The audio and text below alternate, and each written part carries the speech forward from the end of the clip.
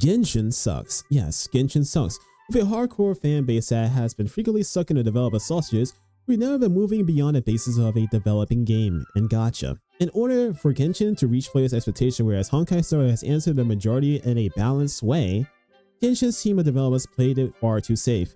No guilds, no raids, no free Yakuza at AR-42. The game fails to maintain the interest of combat-oriented players, and it has been on a steady decline patch after patch around Inazuma. Let's call them the sweaties, the people who are like having hardcore gameplay.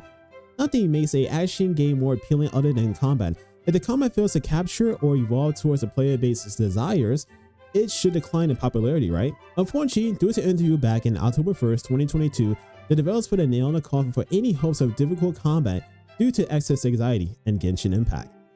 With combat not as intense, I will be fair, I'd say this game is great for casual or beginner gamers in the gacha space. There should be at least always something worth more craving for in difficulty.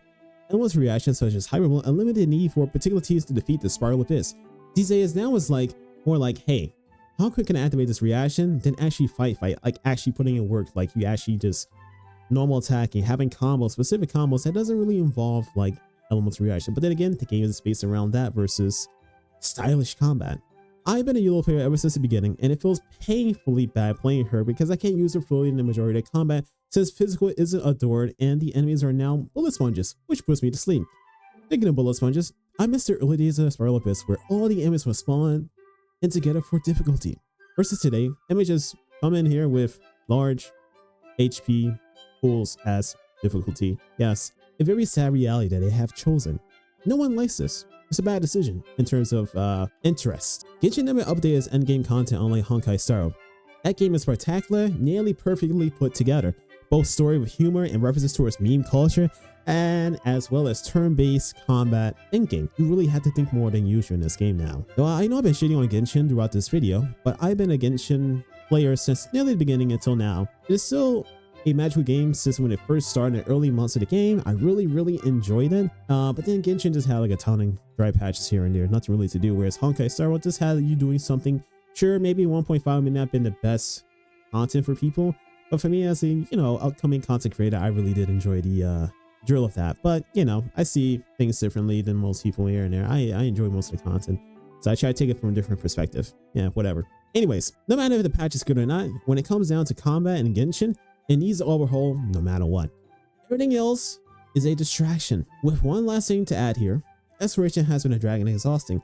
People experience Genshin burnout since Sumeru's dreaded exploration. Areas locked behind Pacific quests, yes, the renowned R&R quests. Desert, really barren, locked behind Pacific certain quests. Yes, certain quests, sorry. Now moving on to Wuthering Waves. If you've been playing Punishing a Riven or PTR in short, then you'll feel at home with Wuthering Waves. Core games own both games, and if you like intensity of games like based on your skills, your gaming skills on the keyboard, mechanical skills maybe they call it, this is it. Think of Honkai Impact 3rd, but open world and a whole new take on things. Of course, up to date, 2024 versus like 2017 or whenever the game was made. I have no idea. With how Wuthering Waves looks, I feel like whatever feedback was going on to Genshin was shipped directly over to Core Games, and they followed up on it. Good job, developers. And at last, we come down to why Wuthering Waves shall be successful in the market. First, a begging for combat that fits a particular playstyle and expression in combat. Nothing static where your hits are attacking, but you don't have any way to alternate your attacks between light or heavy, or even delaying the attack for a specific move, like a hidden mechanic move. Think like fighting games, okay? Like Tekken and Street Fighter. If you have like a slight delay, you can do an alternative attack, like a special power-up move. As a fan of beat-em-up games for stylish combat like Devil May Cry, it also meets Souls-like games, Dark Souls-like games, where you want things that really matter to you, like life or death situations. From limited videos I've seen, you can make specific mistakes where boss enemy grabs you up in the animation and beat the living shit out of you. That's something I really want. In my opinion, it makes the game more immersive to me, whereas Genshin, from time to time, what it did was good, but it's time to evolve and do better. Always do 110% better than what you did last time. The flow of combat is in your hands. Want to flex your perfect parry skills or dodge skills? Guess what? You can. You want to do a dramatic walk into the enemy type battle after you spend hours on learning mechanics to flex on your friends with skill issues? You can. Want a boss that has downtime after breaking their toughness bar? Guess what? You can do it. The control and pacing of the battle is in your hands, but there is an additional perk to combat. Aero combat, yes, aero combat, which is something that I feel like most games with combat should have now these days. Gives an additional boost of either dodging the enemy mechanics or to have a counter or straight up just style on them. Yes, style on them. Now, other change towards redundant combat you feel in other games is the ability to select your echoes.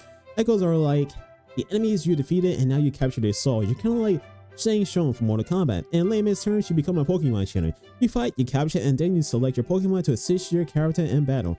From what I see, I can see that different characters can include different echoes for more personality expression. Yes, I've been using expression and personality, but it's just what you like preferring in battle itself. Want to do some goofy stuff with a tall creature and slam the enemy? Guess what, you can. You want a party turtle for battle? Yes, you can. I mean, the party turtle is pretty much Robin from Honkai Star Rail. And if you play Fire Emblem Echoes, it's Azura. Yeah, Azura. One last mechanic is intro and outro skills. This can carry on from Punishing Grey Raven, where you deal enough damage, you can swap out the character, and then you go ahead and do a special attack, and then they come in doing a special attack. This was also in Honkai Impact 3rd, if I still remember. And yes, it's nice to see these abilities come back with 3-man teams. In conclusion, as a long-time Genshin player, for those people out there who don't understand, I'm aware that these games are 2 different games. Genshin always needed a competitor in order to make them change their viewpoint of the game. Genshin has done wonders for the gacha space, but it's time to evolve with the customer's demand.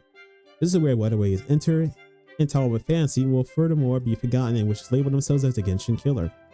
Tower of Fantasy had a majority of issues at launch and is still around, which means it's still, kind of popular, but it lost the opportunity to grasp a large audience. Anyways, a game focused on skill-based combat and understanding its mechanics. It is like Dark Souls, you must understand the boss mechanics to win. It is a single-player game, much like Genshin, and it is open world. Tower of Fantasy looks cool at the time, but it was an MMORPG, which means less time to focus on core gameplay, and yeah, the server issues and whatnot. They had to worry about that more. At last, Wuthering Waves around the first video was pretty much over feedback, and developers actually listened before an overhaul on the game, and has gradually improved. Of course, also the story too. I think they scrapped like 100% of it, if I recall correctly. And if you want a game to test out that's meeting expectations of the market, please give Wuthering Waves a try on March 22nd, 2024 for its global release. I, Hikaro, shall be streaming and making content around the game. If you want to keep up, be sure to go ahead and subscribe to the channel, like it or not. Personally, the choice is yours. I'm not here to force your hand, but provide options. With that all said and done, I'll see you guys in the next video.